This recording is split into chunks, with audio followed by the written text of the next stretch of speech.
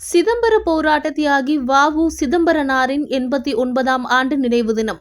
ராமேஸ்வரத்தில் சுதந்திர போராட்ட தியாகி வ.உ. சிதம்பரனாரின் 89ஆம் ஆண்டு நினைவு தினத்தை முன்னிட்டு அவரது திருவுருவ படத்திற்கு சிவாசிரமம் சிவானந்தம் தலைமையில் மலர் தூவி மரியாதை செலுத்தப்பட்டு ஏழை எளிய மக்களுக்கு நலத்திட்ட உதவிகள் வழங்கப்பட்டது. ராமேஸ்வரத்தில் அகில இந்திய வ.உ.சி. பேரவை சார்பில் சுதந்திர போராட்ட தியாகி வ.உ. சிதம்பரனாரின் 89ஆம் ஆண்டு நினைவு தினத்தை முன்னிட்டு சிவாசிரமம் மடத்தில் அவரது திருவுருவ படத்திற்கு மலர் தூவி மரியாதை செலுத்தினர்.